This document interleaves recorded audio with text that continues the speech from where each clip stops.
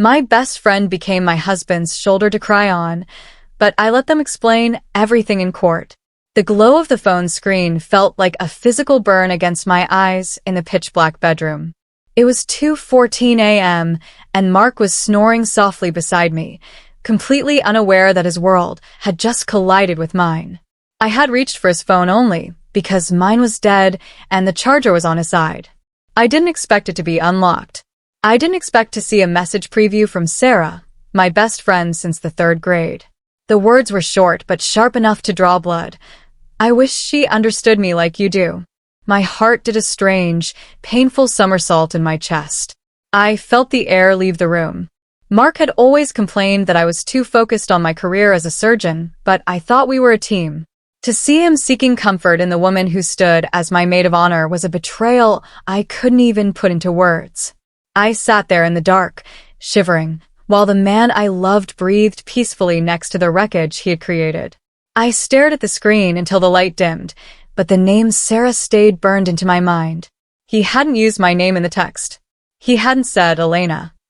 He had referred to me as she, like I was some distant, annoying obstacle in his path toward happiness. Sarah was the person I called when my mother died.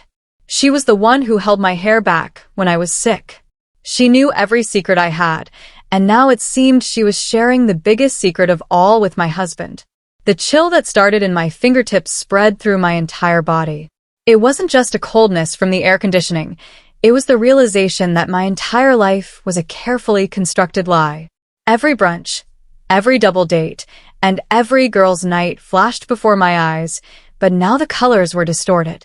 I felt like a stranger in my own home, watching a movie where the hero was about to lose everything. I didn't cry. I just watched them through the digital window of a late-night text. The next morning, the sun felt too bright, and the coffee tasted like ash. I waited until Mark was tying his tie before I mentioned it.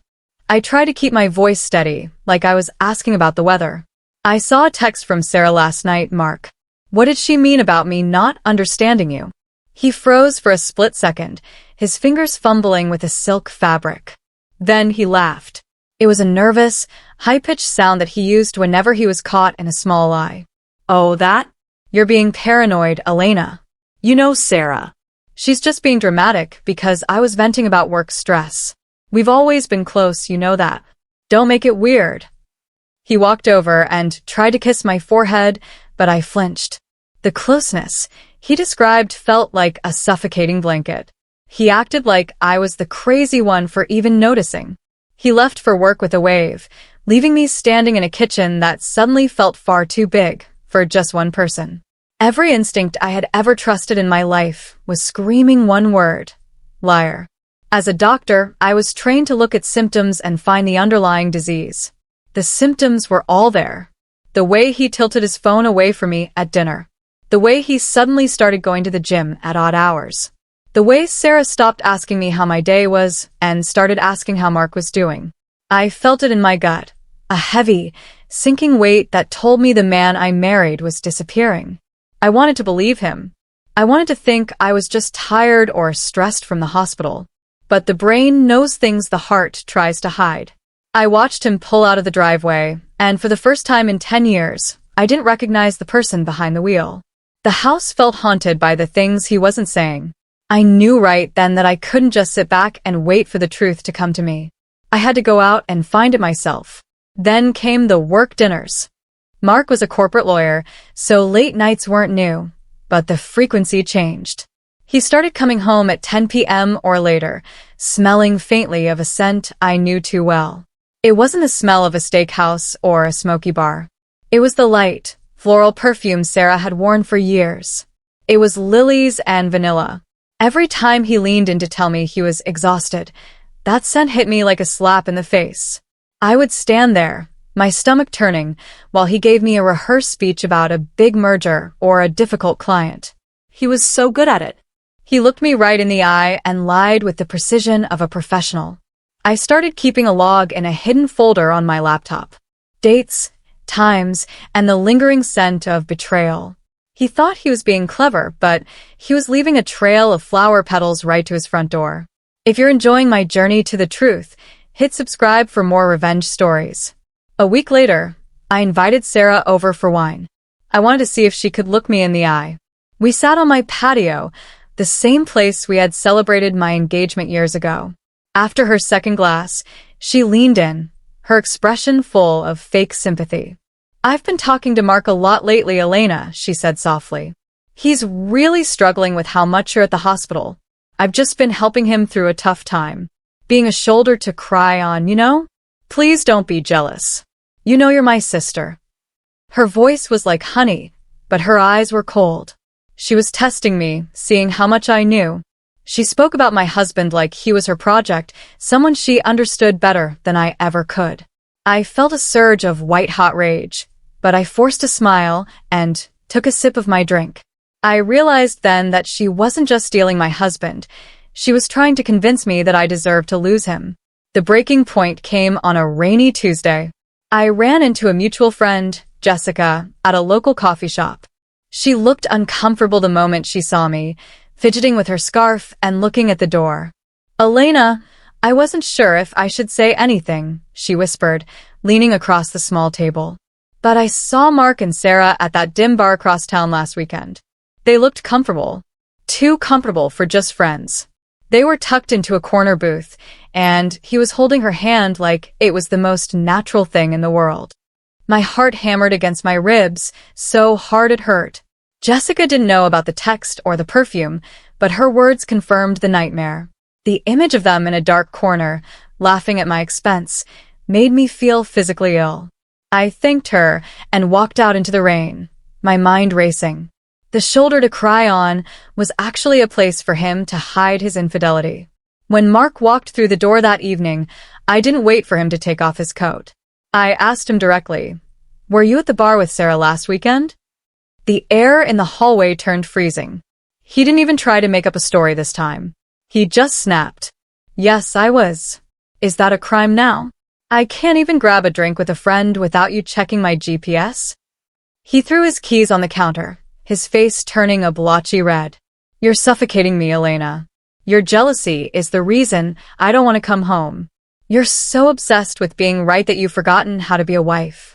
He stormed past me into the bedroom and slammed the door. I stood in the kitchen, trembling. He was using the oldest trick in the book, making me the villain so he didn't have to feel like the traitor. But his anger only proved one thing. I was getting too close to the truth. After that night, everything changed. Sarah stopped returning my calls completely. When I tried to message her, the bubbles would appear and then vanish. We had been friends for 2 decades, but she discarded me like a piece of trash the moment Mark chose her. I went to check her social media, hoping for some clue, but I found I had been blocked. Or rather, her posts were suddenly private. Our mutual friends started acting strange, too. It became clear that a narrative was being spun behind my back. I was the crazy, workaholic wife, and they were the soulmates who found each other in the wreckage of my supposed neglect. The isolation was the hardest part. I was mourning a friendship and a marriage at the same time, while they were likely celebrating their new life in secret. I felt like a ghost in my own social circle, watching my world move on without me. I thought I had reached the bottom of my pain until Friday morning. I opened my laptop and saw an email from an anonymous address. There was no text, only one attachment. I clicked it, my breath catching in my throat. It was a photo, clearly taken from a distance, of Mark and Sarah standing outside a boutique hotel downtown. They weren't just talking. He had his arm around her waist, pulling her close, and they were both smiling at something on his phone. They looked like a couple on a honeymoon. The timestamp on the photo was from the night he told me he was stuck at the office for a late-night deposition. I couldn't breathe. The room started to spin as the reality of the image sank in. My husband and my confidant, both gone in a single frame. The betrayal was no longer a feeling. It was a high-definition photograph I couldn't ignore. I collapsed onto the floor of my home office, the laptop still glowing on the desk above me. The image of them outside that hotel felt like a physical weight crushing my lungs. I tried to inhale, but the air felt thin and sharp. For 10 years, I had built a life around Mark. For 20 years, I had shared every dream with Sarah. In 1 second, both of those pillars had crumbled into dust. I felt a hollow ache in my chest that went deeper than any surgical wound I had ever treated. I wasn't just losing a husband, I was losing my history. I remembered Sarah holding my hand at our wedding, whispering how lucky I was. Now I realized she wasn't admiring my happiness, she was coveting it. I sat there in the silence of my empty house, the realization washing over me that I was completely alone. The two people I trusted most in this world had conspired to make me a stranger in my own life. When Mark finally slithered home that evening, I showed him the photo. I didn't scream. I didn't throw things. I just held the laptop up, so he could see his own smiling face next to Sarah's. He turned pale for a second, then his face hardened into a mask of cold indifference. "It's not what it looks like," he muttered, walking toward the kitchen to pour a drink. "She was having a crisis, Elena. I took her there to talk where we wouldn't be interrupted by your constant questioning. It was just emotional support." I felt a bitter laugh bubble up in my throat. I looked at him, truly looked at him, and saw the coward hiding behind the suit. "Emotional support?" I whispered. "Then why lie about where you were? Why say you were at the office?" He didn't answer. He just drank his whiskey and stared at the wall, refusing to give me the honesty I deserved. The man I loved was dead, replaced by this lying shadow. That night, I waited until he fell into a heavy, alcohol-induced sleep. I went to our shared computer and began digging through our digital life. I had always respected his privacy, but that respect had died with the photo. It didn't take long to find the trail. Tucked away in a subfolder of our house expenses email was a series of digital receipts. They weren't for furniture or repairs. They were hotel confirmations. 2 names, 1 room. The dates matched every single time he had told me he was traveling for a seminar or staying late for a trial. My hands shook as I realized he had been using our joint credit card to fund his trysts with my best friend. He wasn't even careful enough to use his own money. He was literally making me pay for his betrayal. Each receipt felt like a fresh stab to my heart, a paper trail of his utter lack of remorse. The next day, I went to an electronics store and bought a small, voice-activated recording device. I was tired of the gaslighting. I was tired of him making me feel like I was losing my mind. I waited until he left for brunch with his brother and tucked the recorder deep into the crevice of the sofa in our living room. I knew they would come here. They were getting bold, and with Sarah blocked from my life, they needed a place to talk. I spent the afternoon at the hospital, performing a complex surgery, my hands steady even though my soul was shaking. I focused on the mechanical precision of my work, using the discipline of medicine to keep my emotions at bay. I told myself that this was just another procedure. I was simply gathering the data I needed to cut the cancer out of my life for good. I was no longer a victim. I was an investigator. When I returned home and retrieved the device, the silence of the house felt heavy. I went into the guest room, put on my headphones, and pressed play. Their voices filled my ears instantly. It started with laughter, the kind of intimate, shared laughter that used to belong to us. Then came the whispers. "She has no idea about the bank transfers," Mark's voice said, sounding proud. "She's so busy saving the world at the hospital that she doesn't even notice the house is burning down." Then I heard Sarah. "I almost feel bad," she giggled. "But she was always so perfect, wasn't she? She deserves a little reality check." The sound of a kiss followed, a wet, lingering sound that made me rip the headphones off. The silence that followed said everything. They weren't just having an affair. They were enjoying the destruction of my dignity. I sat in the dark, the tape still spinning, knowing I finally had the weapon I needed. The next morning, I sat in a high-back leather chair in a lawyer's office that smelled of expensive wood and old paper. I played the recording for Mrs. Gable, a divorce attorney known for being a shark in the courtroom. As the sound of Sarah's giggle and Mark's bragging filled the room, Mrs. Gable's face remained a mask of professional calm. She took off her glasses and looked at me with sharp, intelligent eyes. "You have more than just a betrayal here, Elena," she said, her voice dropping an octave. "You have concrete proof of adultery and, more importantly, a clear intent to defraud you of marital assets. This recording combined with those hotel receipts creates a very tight corner for them. She began scribbling notes on a legal pad, her pen moving with a speed that gave me hope. For the first time in weeks, I didn't feel like a woman being cheated on. I felt like a litigant with a winning hand. The pain was still there, but it was being wrapped in a layer of cold, legal steel. Mrs. Gable's team spent the next 3 days digging into our financial history. What they found made my blood run cold. Our joint savings account, which was supposed to be our safety net for a future family, had been quietly drained over the last 6 months. There were dozens of transfers, each ranging from $500 to $1,000, all labeled as therapy sessions. I realized then that therapy was their sick code word for their secret life. He was paying for Sarah's luxury apartment, her expensive dinners, and even her car payments using the money I earned during double shifts at the hospital. While I was standing on my feet for 12 hours saving lives, he was sitting in 5-star restaurants with my best friend, laughing about how I didn't notice the therapy bills. Every dollar he moved was a deliberate slap in the face. It wasn't just infidelity. It was a systematic theft of the life I had worked so hard to build. Despite the rage burning in my chest, I followed Mrs. Gable's advice to the letter. I pretended nothing was wrong. I cooked dinner, I asked about his day, and I even listened to him complain about his heavy workload. It was the hardest acting performance of my life. Every time he touched my shoulder or tried to make small talk, I felt like my skin was crawling with insects.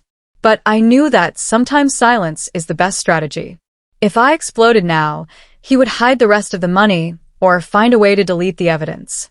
I needed him to stay comfortable. I needed him to believe that his crazy wife had finally settled down and accepted his lies. I watched him across the table, watching the way he chewed his food, and realized I felt no love left, only a calculated need for justice. I was the predator now, waiting for the perfect moment to strike. The perfect moment arrived on my 35th birthday. I had told Mark I wanted a quiet night, but Sarah showed up at our front door uninvited, carrying a bottle of cheap champagne. She was wearing a silk-wrapped dress, a dress I had once lent her and she had lost. She walked into my living room like she owned the air I breathed. I just couldn't let my bestie spend her birthday alone, she chirped, her voice dripping with fake affection. Mark told me you were feeling down, so I thought we could all be adults and move past the drama. Mark stood behind her, looking smug, clearly thinking he had successfully managed both women in his life. He reached out and grabbed her hand right in front of me, a bold move meant to show me my place. I looked at the dress she stole, the husband she was holding, and the bottle of wine she brought to my house. I didn't yell. I didn't even stop smiling. I just took the bottle from her hand and set it on the counter with a soft click. "You're right, Sarah," I said, my voice as smooth as glass.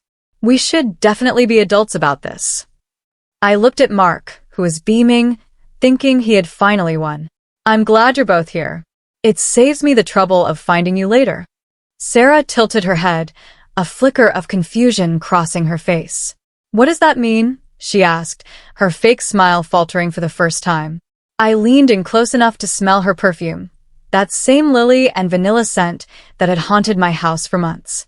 "It means that you've had your fun playing house with my things," I whispered. "But now you're going to handle the adult consequences of what you've done." I walked to the hallway, picked up my purse, and left them standing in the kitchen of a home they would soon be losing forever. The weekend after my birthday, I spent every waking hour in a frenzy of cold, clinical organization.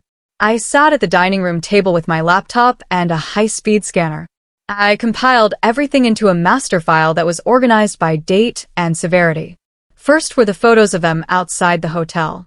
Next were the bank statements with every therapy transfer highlighted in bright, neon yellow. Then came the hotel receipts, cross-referenced with the days Mark told me he was working late. Finally, I uploaded the audio clips from the living room recorder. I made 3 physical copies and stored them in separate locations: my locker at the hospital, a safe deposit box, and Mrs. Gable's office. Seeing the betrayal layered in order made it look like a mountain of evidence that no lie could ever climb. I wasn't just building a case. I was building a cage. Every document was a bar, and by the time I was finished, there would be no way for either of them to squeeze through the gaps. While reviewing our original marriage documents, I found the ultimate weapon. When we married 10 years ago, Mark was just a junior associate and I was starting my residency. My father, a cautious man, had insisted on a very specific prenuptial agreement. At the time, Mark had laughed and signed it, calling it a formality. But there it was in black and white. The infidelity clause. It stated clearly that if either party committed adultery, they would forfeit all rights to spousal assets, including the house, retirement accounts, and any lump sum alimony. Mark, a lawyer himself, had likely forgotten the exact wording or assumed I would never find out. He had spent months siphoning off $40,000, but in doing so, he had triggered a clause that would cost him millions. His arrogance was his downfall. He thought he was playing a game of checkers with my heart, but I was playing a game of chess with his entire future. The morning of the serving was the quietest I had felt in months. I arranged for a professional process server to meet Mark at his law firm during their weekly partners meeting. I wanted him to be surrounded by the peers he so desperately tried to impress. For Sarah, I sent a server to her apartment at 7 a.m., knowing she'd be in her robe, unprepared for the world to come crashing down. By 10 a.m., my phone began to vibrate relentlessly. Mark was the first to call, his voice a mixture of shock and fury. "Elena, what is this? Divorce papers? A lawsuit for fraud? Are you insane?" I didn't answer. I just let it go to voicemail. Then Sarah called, her voice high and panicked, sobbing about how I was ruining her life. I blocked both of them, without saying a word. I had spent months listening to their lies. Now, it was their turn to listen to the silence of my consequences. The panic calls didn't stop for 3 days. They tried calling from unknown numbers, reaching out through mutual friends, and even showing up at the hospital. I had security escort Mark out when he tried to corner me in the cafeteria. He looked frantic, his expensive suit wrinkled, his hair a mess. "Elena, please. We can talk this out. We don't need to go to court," he yelled as they led him away. I watched him from behind the glass doors, feeling nothing but a strange sense of relief. They were begging for a talk because they finally realized they couldn't control the narrative anymore. They were used to gaslighting me in private, but they couldn't gaslight a legal document. I went back to my rounds, my hands steady and my heart cold. The time for talking had ended the moment he sent that text to her. The only place I wanted to hear their voices now was under oath. The day of the first hearing arrived, and the air in the courthouse felt heavy with anticipation. I walked in wearing a sharp, navy blue suit, my hair pulled back in a tight, professional bun. Mark and Sarah were already there, sitting side by side on a wooden bench outside the courtroom. They were pretending to be a united front, whispering to each other and trying to look calm, but I could see the way Sarah's hands were shaking. Mark wouldn't even look at me. He kept his eyes fixed on his briefcase. My lawyer, Mrs. Gable, leaned in and whispered, "They think this is going to be a simple mediation about splitting the furniture. They have no idea what's coming." As the doors opened, I took a deep breath. I wasn't just there to end a marriage. I was there to witness the public dismantling of the two people who thought I was too weak to fight back. The courtroom was silent as Mrs. Gable stood up to present our first piece of evidence. She didn't start with the bank statements or the photos. She started with the audio. The recording I had captured in my own living room began to play, and the sound quality was hauntingly clear. Mark's voice filled the room, boasting about how he had drained our savings. Then came Sarah's high-pitched giggle, the sound of my best friend, laughing about how I was too busy saving lives to notice my own life was being stolen. As the recording reached the part where they planned to start fresh with my money, the atmosphere in the room shifted. Mark buried his face in his hands. Sarah stared at the floor, her face turning a deep, shameful shade of purple. The recording didn't just prove they were having an affair, it proved they were malicious. It echoed off the high ceilings, a digital ghost of their betrayal that they could no longer deny or explain away. As the recording stopped, a collective gasp rippled through the small gallery. I turned my head slightly and saw Sarah's parents sitting 3 rows back. They had always treated me like a second daughter, and now they looked like they had been struck by lightning.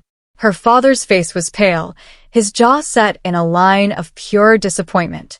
Her mother covered her mouth with a handkerchief, refusing to look at the daughter she had raised to be a thief of hearts. The silence that followed the audio was even more deafening than the whispers themselves. Mark's lawyer tried to object, claiming the recording was a violation of privacy, but the judge overruled him instantly. In a marital home where the defendant claimed no expectation of privacy for his own activities, this stands, the judge said coldly. The mask of the perfect couple had been ripped off, and the ugliness underneath was now on public display for everyone they cared about to see. Next, Mrs. Gable pulled up the financial statements on the large monitors facing the court. She displayed the missing funds in a series of bright red graphs that showed the steady drain of our joint life savings. Beside them, she placed the fake therapy invoices that Mark had created to cover his tracks. One by one, the transfers were linked to Sarah's rent payments, her car lease, and even a designer handbag she had bought the week before. Their scheme unraveled in real time. It was no longer just a story of a husband wandering. It was a cold, calculated case of financial fraud. The judge's eyebrows lifted higher with every slide. Mark had used his legal expertise to hide money, but he had underestimated the forensic accountants we had hired to find it. By the time the presentation ended, the room knew exactly where every cent of my hard-earned money had gone. They weren't lovers. They were accomplices in a heist. When Mark took the stand for cross-examination, he looked like a shadow of the man I had married. He tried to maintain his composure, straightening his tie and using his lawyer voice, but it cracked under the pressure. It wasn't physical until very recently, he stammered, trying to cling to a shred of dignity. It was mostly emotional support. We were just two lonely people. Mrs. Gable didn't lose her stride. She walked over to the evidence table and picked up a high-resolution print of the photo outside the boutique hotel. She held it inches from his face. So, what was the hotel for, Mr. Lane? Was the lobby just a better place for emotional support than your own home? Mark opened his mouth, but no words came out. He looked at the photo, then at me, then back at the judge. The lonely people excuse crumbled the moment the hotel receipt for a single king-sized bed was placed on the court record. The tension reached a breaking point when the judge finally spoke. He leaned forward, his eyes fixed on Mark and Sarah with an expression of pure disdain. Mr. Lane, you are an officer of the court, the judge said, his voice echoing with authority. You know better than anyone that perjury is a crime. You have sat here and tried to characterize a systematic theft of marital assets as emotional support. I am warning you now. Choose your next words very carefully. Sarah began to sob loudly, the sound echoing through the room. She looked at Mark, pleading for him to say something to save her, but he was too busy trying to save himself. The realization hit them both at the same time. They were no longer in control. They weren't the heroes of a tragic romance anymore. They were defendants in a room where the truth was the only currency that mattered, and they were completely bankrupt. The pressure in the room finally snapped Sarah's resolve. She burst into tears, her shoulders shaking so violently that her chair rattled. I didn't want any of this, she blurted out, her voice cracking as she looked at Mark with sudden, sharp resentment. He told me he'd leave her months ago. He said he'd have the money ready so we could move to the coast. He told me the divorce was already being drafted. The courtroom erupted into a low roar of murmurs. Mark turned to her, his face a mask of shock and betrayal. Sarah, shut up, he hissed, but it was too late. She was unraveling, spilling every secret they had kept in the dark to protect herself from the judge's cold gaze. She admitted that the plan wasn't just to be together, but to leave me with nothing while they started a new life on my dime. The soulmates were turning on each other like starving animals, and I watched from my seat, feeling a cold sense of peace. The judge didn't need long to deliberate. When we returned from the afternoon recess, the room felt like it was holding its breath. The verdict was a total decimation of Mark's life. Because of the infidelity clause in the prenup and the clear evidence of financial fraud, the judge awarded me 100% of the marital assets. I kept the house, the retirement accounts, and every cent remaining in our savings. Furthermore, Mark was ordered to repay the $40,000 he had siphoned, plus legal fees. The judge even granted a permanent restraining order, citing the recorded threats of Mark's plan to make me look unstable. I sat perfectly still as the gavel hit the wood with a final, echoing thud. Justice wasn't a feeling, it was a document signed in ink. I had entered that room a betrayed wife, but I was leaving it as the sole owner of my future. The scene outside the courtroom was the most satisfying part of the day. They left the courthouse separately, a stark contrast to the united front they had tried to show earlier. Mark walked ahead, his head down, clutching his briefcase like a shield against the world. Sarah followed several paces behind, her makeup ruined by tears, looking smaller and more broken than I had ever seen her. They didn't speak. They didn't even look at each other. The love they had built on a foundation of lies and theft couldn't survive the light of a courtroom. I watched from the top of the stone steps as they headed toward different cars, two people who had destroyed everything for a dream that had turned into a nightmare. They had found comfort in each other's lies, but in the face of the truth, they were nothing but strangers with shared regrets. The aftermath was swift and public. In the age of the internet, news of a scandalous court case travels fast. Within 48 hours, the perfect image they had tried to maintain online was gone. Mutual friends who had heard the recording and seen the evidence began unfollowing them in droves. The pictures of their secret trips and brunch dates vanished overnight as they tried to scrub their digital footprints. I didn't have to say a word. The truth did the work for me. People I hadn't spoken to in months reached out to apologize for believing Mark's lies about my instability. The social circle they tried to steal from me closed its doors to them instead. They were left with nothing but each other's company, and after what happened in court, I knew that company was the worst punishment they could possibly receive. The final blow came for Mark's career. A week after the verdict, I received word that he had been demoted and eventually asked to resign from his law firm. The partners had reviewed the court transcripts, specifically the parts regarding financial fraud and perjury. It turned out that behavior inconsistent with company values was a very real thing in the legal world. No one wanted a lawyer who stole from his own wife and lied to a judge. He lost his office, his prestige, and his six-figure salary in one fell swoop.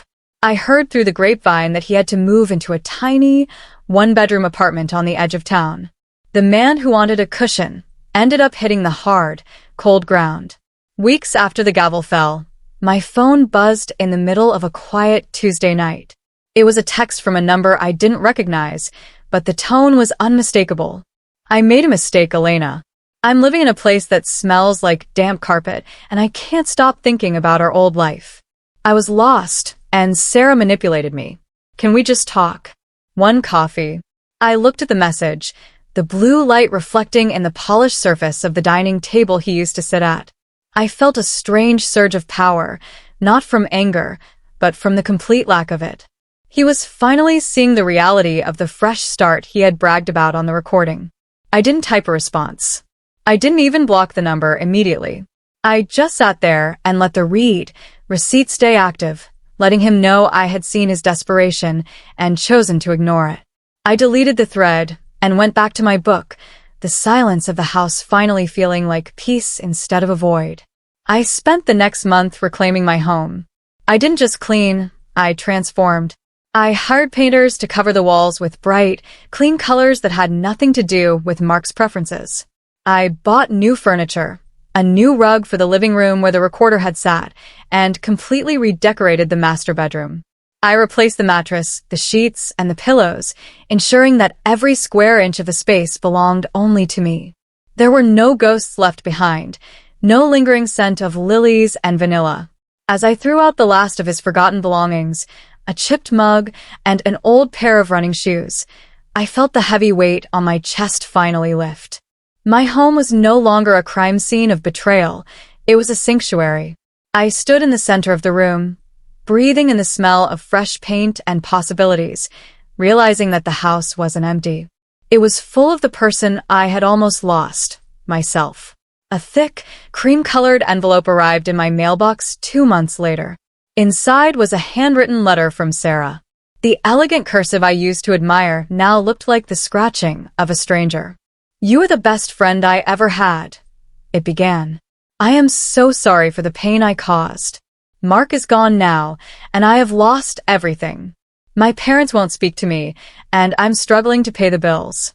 I hope one day you can find it in your heart to forgive me." I read it twice, marveling at how even in an apology, she managed to make herself the victim. She didn't miss me. She missed the stability and the status I provided. I walked over to the fireplace, struck a match, and watched the paper curl and blacken until the words, "best friend," turned to gray ash. I didn't need to forgive her to move on. Her absence was the only gift she had ever given me that was actually worth keeping. The finality of the situation arrived in a plain government envelope. I opened it at my kitchen island, the morning sun streaming through the windows. It was the court's final document. The divorce was finalized, and the full settlement had been officially approved and recorded. Every asset was legally mine. Every tie to Mark Lane was severed. I looked at my name, Elena Whitmore, printed clearly at the top. I felt a profound sense of accomplishment. I hadn't just survived a betrayal. I had navigated a storm with the precision of a surgeon and the heart of a warrior. I had protected my hard-earned life from people who thought they could take it without a fight. I tucked the paper into a folder, not with sadness, but with the satisfaction of a job well done. The legal battle was over, and I had emerged not just as a survivor, but as the victor. They found comfort in each other's lives for a season, believing that betrayal was a shortcut to happiness. They thought my silence was weakness and my hard work was an invitation to steal. But they learned the hard way that the truth has a way of catching up to those who run from it. When they stood before the judge, trying to explain everything with their rehearsed excuses, they realized that justice doesn't care about feelings, it cares about facts. I found power in those facts. I found strength in my own integrity. Today, my life is a reflection of my own choices, not the mistakes of a coward and a thief. Justice finally listened to me because I had the courage to speak up when it mattered most. I am Elena Whitmore, and for the first time in my life, I am exactly where I am supposed to be. If you enjoyed seeing Elena get her justice, follow for more powerful revenge stories.